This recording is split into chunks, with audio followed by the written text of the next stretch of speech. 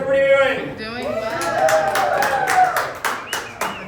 We have no speaker system. We have no microphone. If you guys can come up, I don't have to yell. But there's coffee back there. Feel free to get up, go get something, have a good time.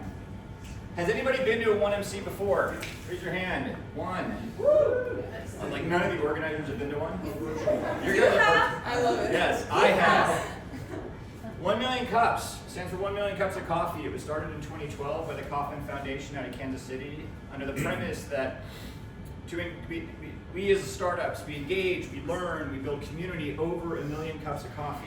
It's a lot of caffeine, but it's like a really nice sentiment that we get together with coffee, we're more comfortable, we're more human, we engage, we share ideas and we learn. And 1MC was born and now is spread across, I think, 105 communities nationwide. And we have a thriving startup ecosystem here in Chicago, but it hasn't really been, kicking and alive and strong for quite a while. So we're happy to bring it back. This is our soft launch. This is our MVP. This has a lot of bugs. Yeah. We are still working on our coffee sponsor. We're still trying to find a more permanent home, but we are so happy to be at Workbox. I wanted to invite Sam up here to just talk a little bit about where you are physically in the space, and then we'll go ahead and kick it off. What's up, everybody? How are you feeling? Cool. I'm Sam. I'm here with Workbox. I've been here since the beginning. We're also a Chicago-founded startup. Just raised our Series A last year, but we're a national co-working brand, and we go beyond just co-working that's like pizza and beer and hanging out. We have a whole team dedicated to making sure our members are connected with each other and connected to the cities that we're in. So we love 1 Million Cups. We like to bring events like this into the space. If you need office, you need a place to work and kick it, want to come hang out with me, I'll give you my info, come by. But we'd love to have you in the space, and we want Workbox to be the place where businesses come and grow and meet each other. So shout out 1 Million Cups. Awesome. Yeah. All right. Let's talk about what 1 Million Cups is. We talked about its history and why. I have a coffee mug, very committed. It's about presenting your story, telling a little bit about where you are as a business and what you're up to, but really leveraging the audience here for some ideas and some help. It's really easy, and it happens often where we're like, oh, it's a chance for me to pitch. And it's a chance for me to work on my sales presentation. It's not really what this is about. It's really about coming and telling a story and saying, here's kind of a problem I'm dealing with today, or here's something that I've been kind of stuck on or I'm working through, and really leveraging the feedback from this audience in any location you're in, by the way, to talk about how to troubleshoot that and how to work through it. And it works when you guys go out there and talk about your experiences and bring more people here. And it works when we go out and we recruit more presenters. But as a community, we build this momentum of people saying, yeah, 1MC is a place to go, to have coffee, to feel a sense of empathy and community, because people know what we're all going through, because you're going through it too. And then saying, and you know what, maybe they can kind of help me workshop an idea, or help me work through kind of an obstacle in my current business. We have two great presenters today. They're going to come up, they're going to present for about 5 or 6 minutes. They're going to say, hey, here's my business, here's me, here's what I'm working on. And here's something that, we're working through. And we, after every single presentation, nationwide, in every chapter, we ask, what can we as a community do for you? And so we'll ask you guys to start thinking about that now, before we call out that first presenter, to start thinking, cool, as I'm listening, as I'm hearing these ideas and these products, these solutions, how can I help? Because that's really what helps us build more community and makes this thing thrive. I do want to give a quick shout out to the organizers. I think there are 7 of us here today. Could you guys raise your hands? We're gonna take a picture afterwards. This is what, 3 months in the making? Did you guys start concocting this around December? It was Keith and Alex, I think. And the question came up wow, we haven't done this in years. Why not? And I'd be one of the guys who were like, well, here's why not. Yeah, global pandemic. This little thing. Yes. Tiny little thing. So, but we are back. We are going to make an amazing, make America great again. Oh my God. So, but this should be wonderful and should be fun, should be casual. We're going to call up Joe. You're going to present? Or is it both of you? I think I'll go first. Oh, all right. Okay. So Dan will present first. He's going to talk a little bit about him. We'll give him 6 minutes. We do try to keep it kind of tight, and then we'll talk as a community. And feel free to jump in with questions, and I will advance the slide. I'm Fanny White. We'll advance the slide. Alrighty, y'all. Good morning. Happy Wednesday. Morning. Got a round of applause for Wednesday. Thank you for showing up. This is the first 1 million cups, as we mentioned. we're excited to get the ball rolling and have it here weekly in the Chicago community for everyone to come out and kind of as entrepreneurs to either feel a pain point someone else is feeling or kind of have inspiration for that next idea you want to tackle. So I'm a Chicago entrepreneur. My name is Daniel Hernandez, and I am a co-founder of a company called Cooper. So this is a common day Hooper, right? He's in an urban city. He's facing common pain points that we're facing across the nation right now in urban cities. First, where do I play? Who do I play with? And how do I stay connected? Right? All right, next slide here. And so, because of that problem, my co-founder and I developed Hooper. So Hooper is a basketball community app that solves those problems in 4 simple ways. So when you go into the app, you simply choose the city you're in.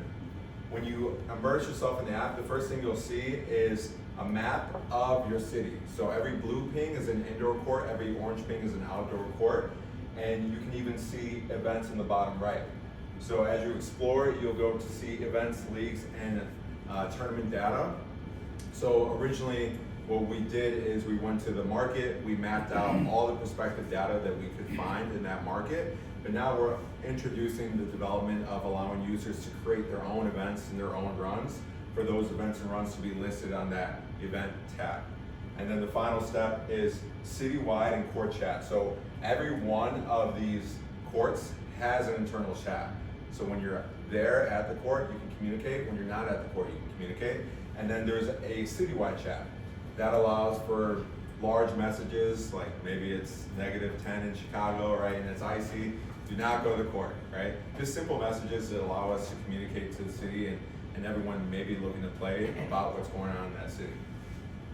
So the end result is a happy Hooper. So this is what we're trying to solve for, allowing users to find where to play, who to play with, and how to stay connected with those players. I often compare it to like a candle with 10 wicks and no wax, right?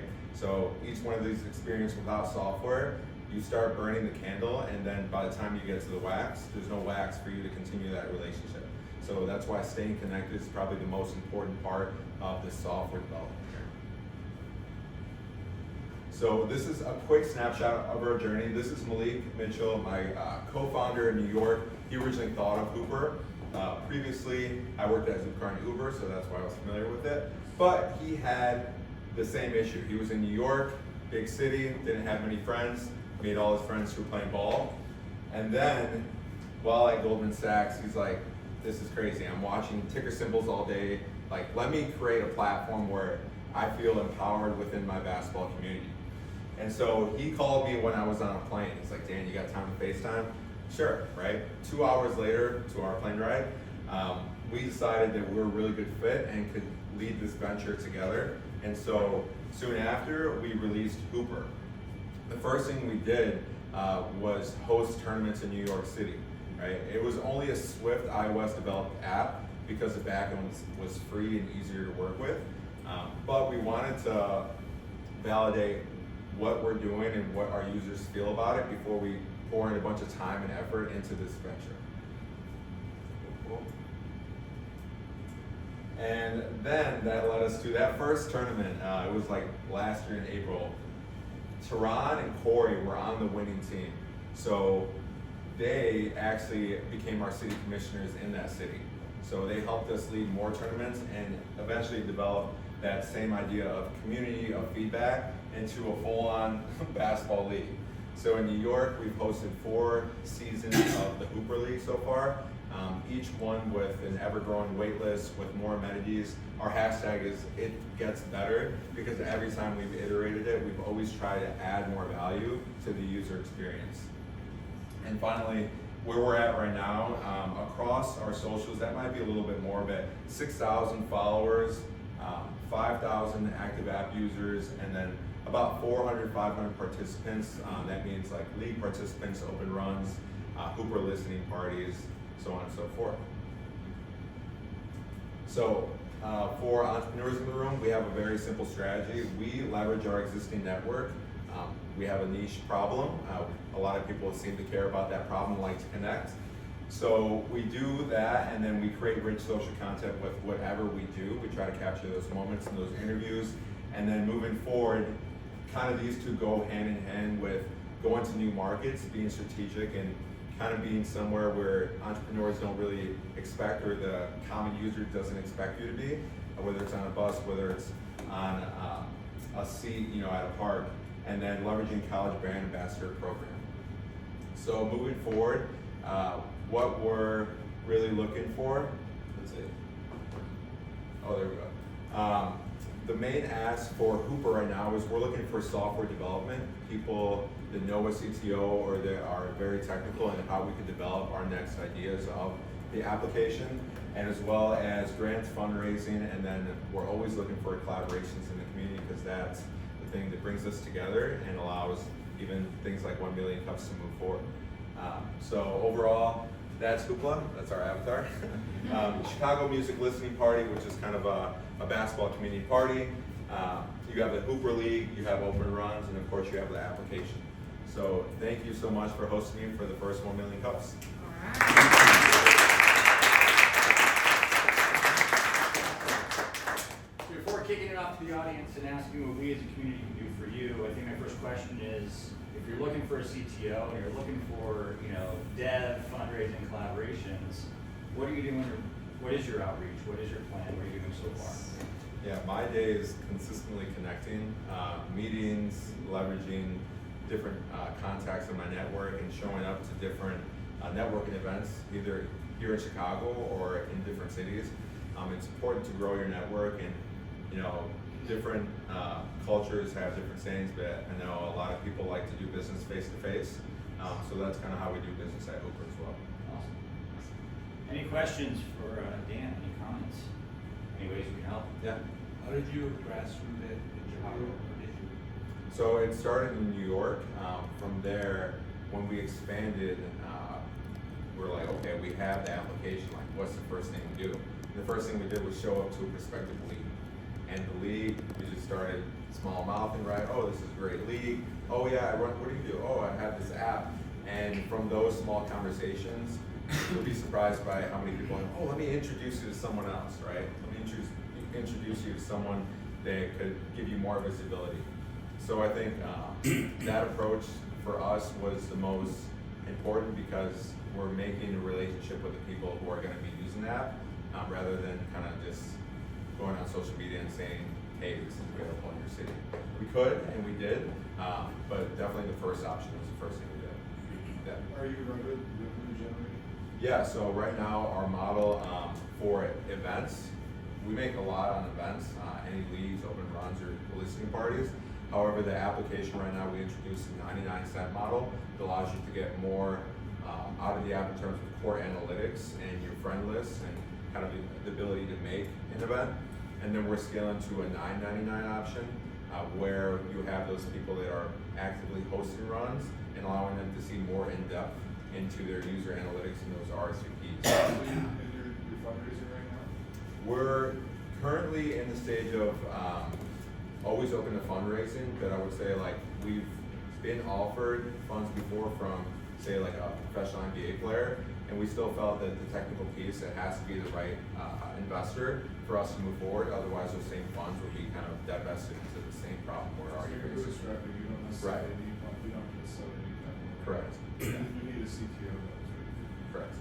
How are you looking for a CTO? Leveraging our network, and we've had really good introductions so far.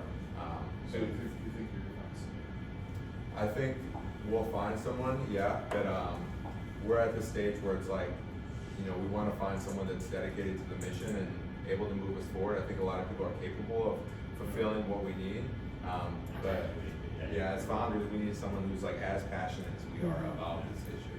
Do you have a profile on AngelList? We have an angel list, yeah, but those are conversations that we had, and now we're I think we're great as founders to just keep our heads down and move forward, and then when the right opportunity really comes about and we feel good about it, then we can How long move forward. have you guys been in market? For about 10 months. So, Oh, you're really good. yeah. Yeah.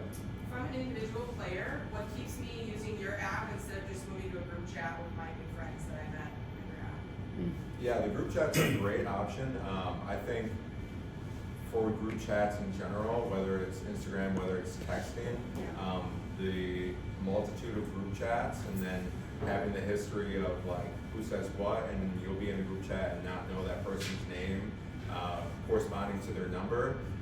Just a lot of user steps for that person to be able to understand that that user they're talking to is in their community and looking to play basketball with them, and then like a connection that isn't really clear to the user. So that's one thing we're trying to alleviate, like get rid of like Instagram groups, WhatsApp groups, Facebook groups, and kind of compile everything into one sporting platform where it can integrate your actual activity within your community. Nice. Yeah. So, as you continue technical development, is there thought to creating heat maps for activities so that if, somebody's looking at the app, they can see, oh wow, there's 10 people on the court right now, even if I'm, haven't even signed up yet, so that can continue to generate, traffic, because I do know that's a major pain point for folks who are trying to play ball, is like, is anyone gonna be on the court? And how do you anticipate that? Yeah, that's great perspective, and that's something I'm super excited to develop. Like we're actively working on that now. In terms of, it's kind of like snap maps, right? When you see like this area is kind of heating up, and we're not, 98% the same, 2% maybe different, right? Something like a little different. But within that, it's cool because what we're developing within the app is the courts to actually be able to heat up when prospective people are there, and then when people make events on the city map, you'll be able to see, oh, this court has like 3 annotations representing 3 upcoming events. And so that paired with notifications are all things we have in the roadmap that as entrepreneurs, we weren't developers inherently. My co-founder was in VC. I worked at Zipcar and Uber, so I sold the tech. But with this learning, we want to implement things, but the speed on that's why we kind of need the CTO to actually execute and like take that a little bit further. Yeah. Two-part question. How are you or are you yet involving our high schools and colleges in this area? And then the second part of that is there a pathway for the students? There are also players using your app to get involved with either offering feedback or suggestions or, like internships in terms of just like being able to build out the platform with you and get some experience. Yeah, that's a great question. And our experience, we didn't want to get too out of scope for what we're doing as a core business. But last summer, we worked with an NBA coach. He wanted to host a clinic for youth in New York. He didn't know how to or where to start, so we helped him organize that, executed it for him, and had about 50 kids at his youth camp kind of participating in it. And then from there, we were approached with local public schooling programs. Just asked, oh, do you do sporting programs for kids, right? Because sad to say, like Nike and Adidas don't do as much in smaller media markets. So that's something in our scope and something we can cater to in terms of that development and such. And I'm working with NOMA, with the Youth Sports Science Institute, to be at panels to talk about why it's important for sport and youth to be paired. However, right now we realize like our team's thinner, so we have to execute on our secret sauce, and then from there kind of grow as an organization and cater to that. How big is your team? We have myself, co-founder, a commissioner in New York, a commissioner in LA, and then we have about kind of like 2 or 3 kind of partners, but How just many are advisors. full-time? Just myself and my co-founder. Yep, last one here. Yeah. So you've mentioned an NBA player and an NBA coach. What are you guys doing to explore and expand those professional connections, since a lot of it came from this kind of grassroots start? Yeah, I think the connections are great. We keep on showing up to whatever we're invited to and inviting that same talent to our events. So in that way, we kind of have like an organic way to grow that connection. But where we hope to really have it like a wow factor is where that user, whether it's an NBA player or like, a college kid, can hop on the application and see the use. Because right now, like I love talking about an idea where it's gonna go, but I like to be someone who can deliver that on the application right there, right? So those conversations come along, but I'd love to get to a point where those conversations can see the application right there. Got one more, go ahead, last Yeah. one. So, question and sort of, I guess, offer to connect afterwards. So, my question is, how are you dealing with the social sports leagues? I've been in the space, so I actually built an app 2016 that was social. So social versus competitive is a very distinct dynamic in this market. So it sounds like what you're doing is community competitive. I would love to chat about how you're thinking about that. Wooter was super successful in that space, and they got into retail. So they're actually like a clothing company because they had a community-based, creative sort of group that started making jerseys and like unique Right. team stuff, swag that ended up taking off, and now they're super big in apparel. So I'd love to chat with you. I know a lot of people that are No, yeah. in the space. Yeah, great, thank you. Guys, thank you so much.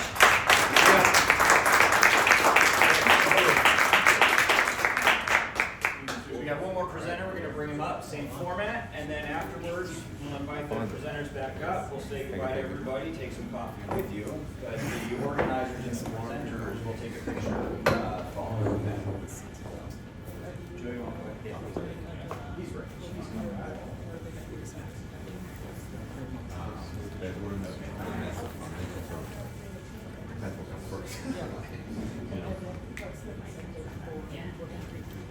There's seats up here, if anybody would like to join this corner party. VIP. Instead of like two things, like so we're creating the where it's almost like a feed of your city where it's some great things or food, whatever. That's all in one flow. Okay. Go ahead and introduce yourself, let's go ahead and kick it off. Okay, good morning, everyone. Good Morning. Thank you for coming. So I am Marissa Cruz. This is my husband, Joe Cruz. And to start, I'm just going to tell you a quick story. So in 2023, I was 7 months pregnant with my 4th child. And we have 4 daughters. And I came down with a cold. Cough, congestion, full blown. I was like, oh, not the time to have this. And at 7 months pregnant, you're very limited to medicines as far as like over the counter and stuff like that. And I was very limited, so I was kind of like, okay, what are my options here? I could do like hot showers, tea, chicken soup, you know, or I had to then go to my doctor to say, what can I take, or I had to tough it out.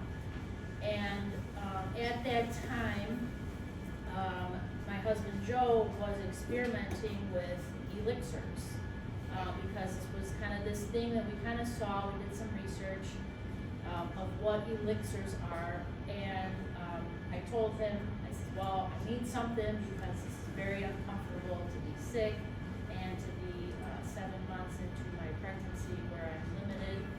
So he was in the process of creating his elixir, and I started taking it.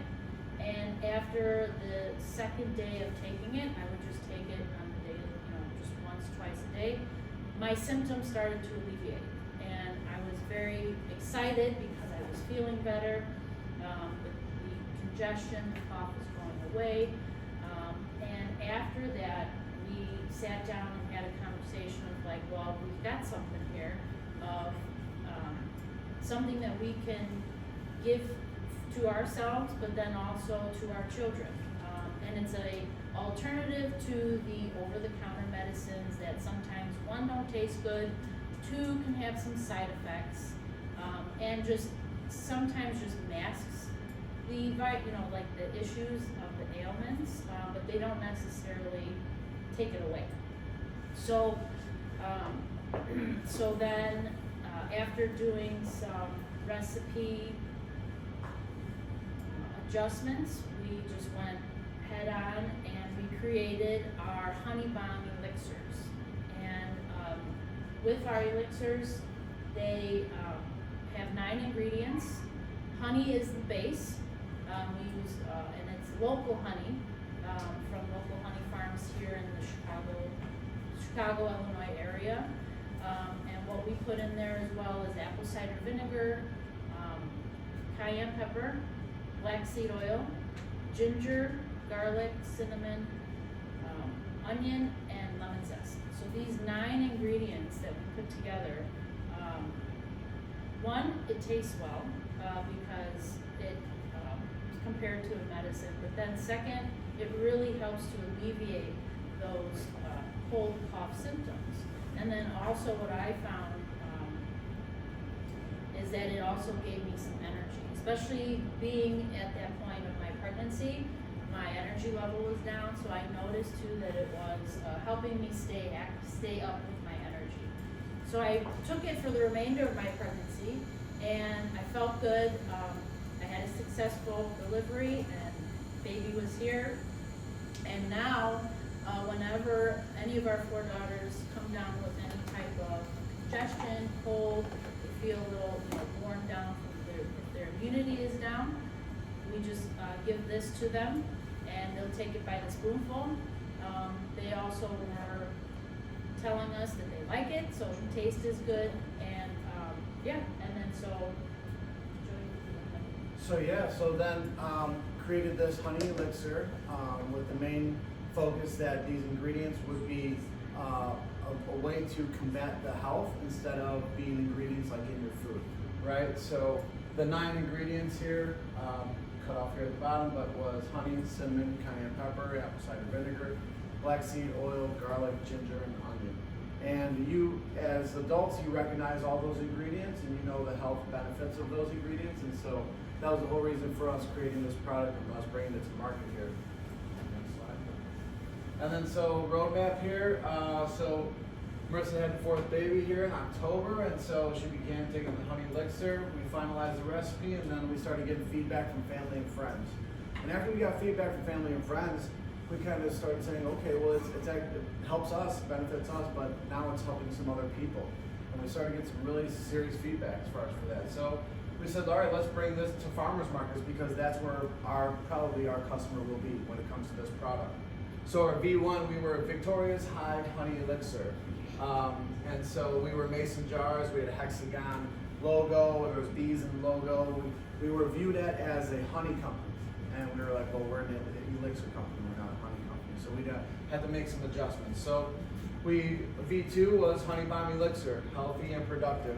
And the goal was to be able to now, instead of it being more of a cold cough congestion thing, it's be proactive with their health instead of reactive. It's something that you can take on a daily basis, right? So we wanted to be able to support that. And then now, what we do is we do tastings at coffee shops that are, that helps the customer understand, the benefits of the product and also to be able to taste the product itself. And so then now what we do is for coffee shops, we showcase that you can add this product here to hot water and it becomes a honey bomb tea. You add it to coffee and it becomes a honey bomb brew, and then the espresso, and we're deciding if it's an espresso bomb or if it's elixir espresso. But in regards to that, we just wanted to showcase that this product here it's very valuable to take on a daily basis, and the whole goal is to be able to continue to put this into your daily system.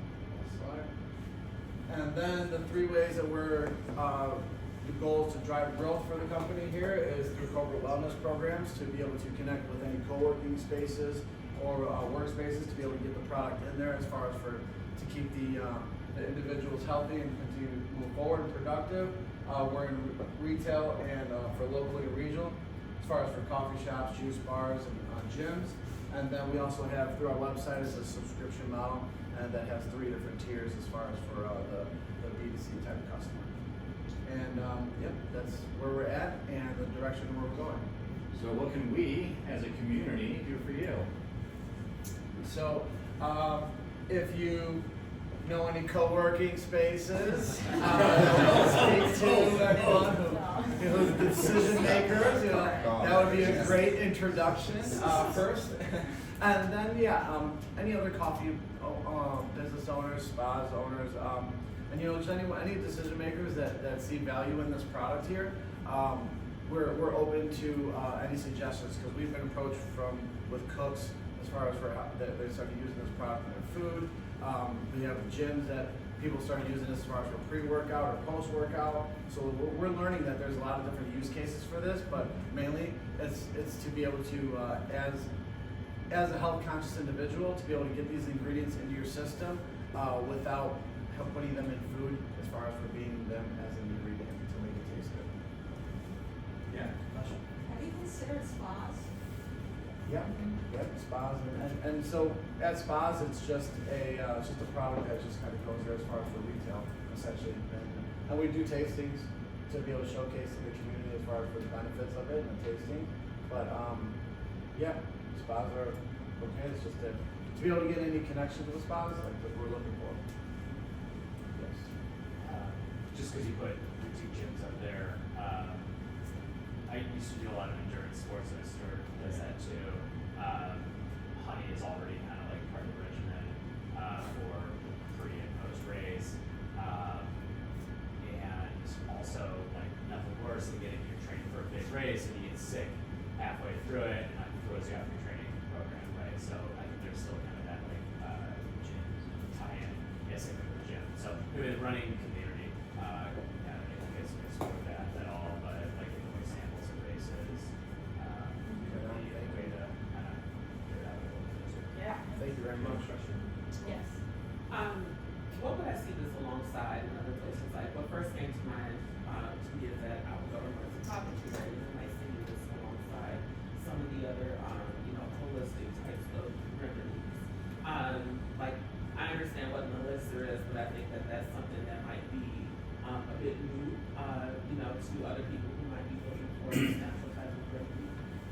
So just to kind of have a better idea of where this might be placed, what would I see this alongside?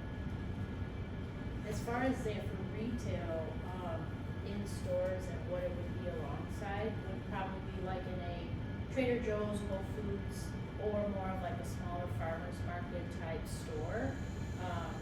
Pretty much in with the, not so much, I guess you have more of in the health and wellness remedy sections. Whole Foods and Trader Joe's, obviously those are the bigger boys, but the local like market stores that promote healthier products, local businesses that they like to support. That's kind of where like we're looking towards as well. Okay. So certainly more like food, obviously it's food, but food driven rather than, wellness and, I don't want to say drug, but Right. Supplement, Yeah. that's probably the better. Yeah, supplement. Correct. Yeah. Yeah, more on that realm. So like, yeah, in the store it would be in like where like the cold cough remedies are, it would be more in like the, health remedies, supplements, to enhance your immune system on the daily. In that aspect. I have two questions. Can I go back to the ingredients? Sure. Just want to make sure my ingredients are good. Okay. So. Make it at home. Right. Thanks. That's not good. The first question I have is in regards to use case. Have you considered performers? So like I'm a singer, and the first thing I thought about is having something like this would be really helpful. There's continued development of, especially in the last 3 years, of different types of bomb style products for singers, musicians, and so on. And tapping into that market. We thought about that as well. Yes, Yep. we've actually been in contact with a person who I play basketball with, who's the drummer for Lauryn Hill, who's on Okay. traveling. And so, and I told him that this is specifically made for on the go for this type of individuals. And so, yeah, thank you for bringing that up, because it's really important. I would say maybe excluding the cayenne, because that was one I had, but. And thank you for bringing that up, really, because when people see cayenne pepper, they're like, I don't do cayenne pepper. No, that's not for me. Yeah. And they're immediately just taken away. But when I tell you that, like my eight-year-old daughter takes it, and the cayenne pepper is there for the health benefit. It's not there for as heat, and it's going to heat it up and turn it on. But it is present when you take it. It is there. And but the question is though, is that the health benefits of cayenne pepper, and when are you getting it in your system? Yeah. Go ahead. I'll wait, because usually it's just an ingredient in your food that's just there to enhance the food. It's simple as that. But it's never an ingredient that's going in your system to be able to combat any health ailments that you need. That actually really does help. And then I had just a quick second part to it. I know your initial focus group was you being pregnant at 7 months, I believe. Have you thought about continued development on different groups of folks so that you can continue to iterate on the case study for the health benefits? Oh, yes, yeah, because there's the moms, you know, that want to look for something that's a healthier activity for their children and for themselves. But then there's also, you know, there's multiple markets of, you know, adults that want to, that are in like the speaking and performing realm, you know, to keep their immune system up, to keep their voice in good form. We have time for a few more. If you have questions, I want to hear them, but maybe form them as a suggestion, and then you guys consider them as semi-rhetorical. Sure. And it will give you food for thought and something to think about afterwards. So you have, Yes. you have an easy ingredient list. So I was thinking about form factor, right? So you have like hard candy, you have gummies, you have drinks. A lot of those categories are already established, and they don't have, you know, 7 ingredients you can constantly find in your pantry. So explore other form factors. Thank you very much. Yeah, And excellent. then another suggestion, I know you already said that you wanted to focus with the smaller, you know, Whole Foods, maybe Trader Joe's, but it wouldn't hurt to potentially put yourself out there with the accelerators that Target has for like packaging and at least just for the connections and learning more about how to like develop your product, especially if you are using biodegradable, you know, sustainability, like all that kind of stuff, like and selling it from a different perspective as well. Thank you. Yeah, thank you very much. I started working with kids this year, and I've been sick twice. So just building on the idea of more markets, yes, I would love a sample. I definitely could see it as like onboarding packages for parents and like small schools or Montessori. So like you said, folks who already understand like home remedies and natural remedies and things like that, but definitely the youngsters and their teachers. Yes. Teachers Thank are, you. We did, they love it. Yeah. We had a coffee tasting at a coffee shop, and the teacher come in and kind of give us the idea of doing the teacher's tastings, you know, Yeah. that type of thing. So thank you very much. So many. So I work in the creator influencer space, and if you guys haven't already explored that space, I think this product there's a lot of people this could connect with online to really drive your online sale. And then just a quick question: shelf life? Year plus. Shelf life. Yep. Yeah, 'cause honey is a great natural preservative, Yep. so. Influencer moms. Yeah. Yeah, and if you know any influencer moms, Yes. please let us know. We do have product here for everyone, so please come grab one here before you go. Because Try it thank out. you for your time today.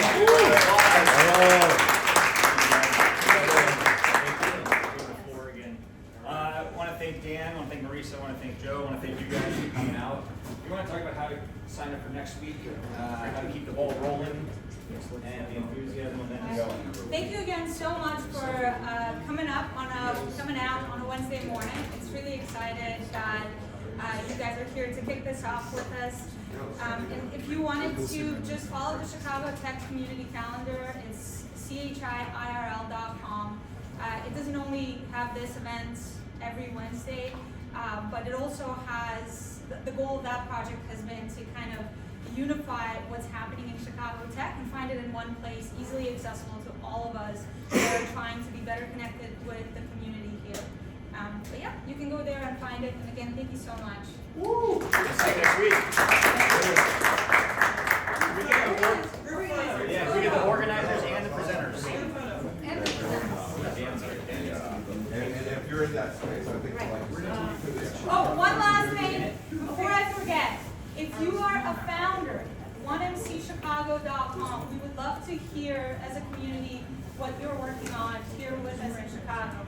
And then if you would like to volunteer and join the organizing team, 1mcchicago.com. Or if you would like to partner whether for space or coffee, 1mcchicago.com. Space and coffee.